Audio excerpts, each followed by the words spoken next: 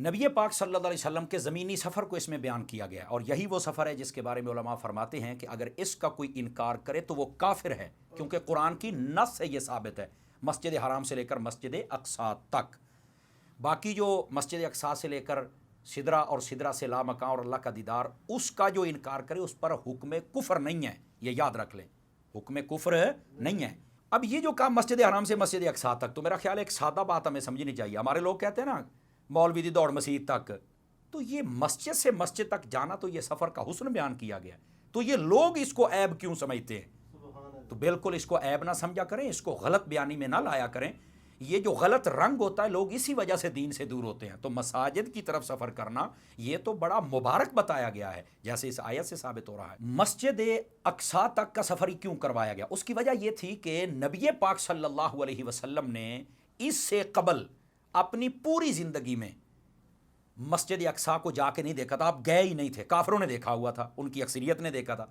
तो फरमाया हबीब मुकरम सल्लल्लाहु अलैहि वसल्लम का सफ़र वहाँ तक करवाते हैं ताकि सुबह वो सवाल करेंगे तो हम अपने हबीब को वो सारा नक्शा और जलवा दिखा भी चुके हैं और बता भी चुके हैं, और महबूब जब बताएंगे तो उनको भी यकीन आ जाएगा। उनमें से जिस जिस को यकीन आता जाएगा महबूब के दामन से लिपटता चला जाएगा।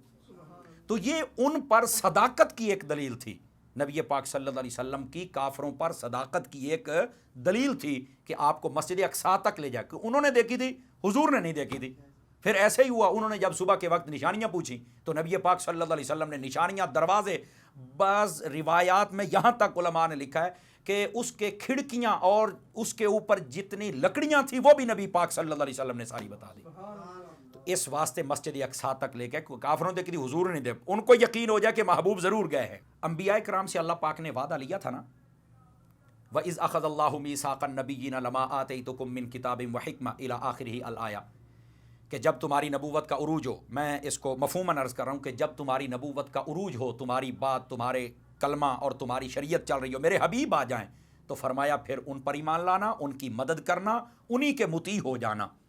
तो ये उनके मीसाक को अमली रंग भी देना था। फरमाया देखो अब सारे नबी हैं, मेरे हबीब आए हैं तो वो सारे मुक्तदी हैं, मेरे नबी इमाम हैं, ताकि नबियों की मुलाकात भी हो जाए और नबियों की भी मेराज हो जाए कि आज हबीब को इस दूल्हा रंग में देख रहे हैं। इस वास्ते वहाँ पर अंबिया के साथ मुलाकात करवाई कि वहाँ पर जो सुतून थे ना उस मस्जिद के, उन्होंने भी दुआ कर रखी थी अल्लाह की बारगाह में। अब देखो यार, लोग कहते हैं कि जनाब फलां को इस चीज़ का पता नहीं, नबियों को इस चीज़ का, औलिया को इस चीज़ का, तो ये कैसे कहते हैं? सुतून को भी पता था कि यहाँ पर अल्लाह के नबियों में से हबीब मुकर्रम आखिर ज़मान नबी में कहा सारे नबी यहाँ आए, हमने उनकी ज़ियारत की है।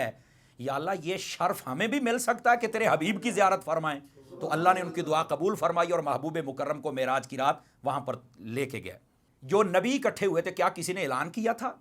क्या किसी ने इश्तिहार लगाए थे जैसे हमारे यहाँ जो पब्लिसिटी का एहतमाम होता है? नहीं था ना, तो सारे आ गए ना, तो कैसे आए? अब ये बात है तो बहुत मुश्किल।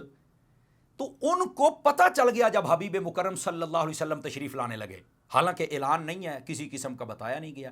ताइदार मदीना सल्लल्लाहु अलैहि वसल्लम की लगता यूं है, मेरी मोहब्बत ये कहती है कि हुजूर जब इस रंग ढंग से निकले होंगे तो ताइदार मदीना की खुशबू उन सबको महसूस हो गई होगी, तो वो सारे उस रात इकट्ठे हो गए, या अल्लाह ने खुद हुक्म दिया होगा कि आप इकट्ठे हो जाएं। तो ताइदार मदीना सल्लल्लाहु अलैहि वसल्लम जब पहले नबियों के इल्म का ये आलम है, तो बताइए फिर महबूब मुकर्रम के इल्म का आलम क्या हो।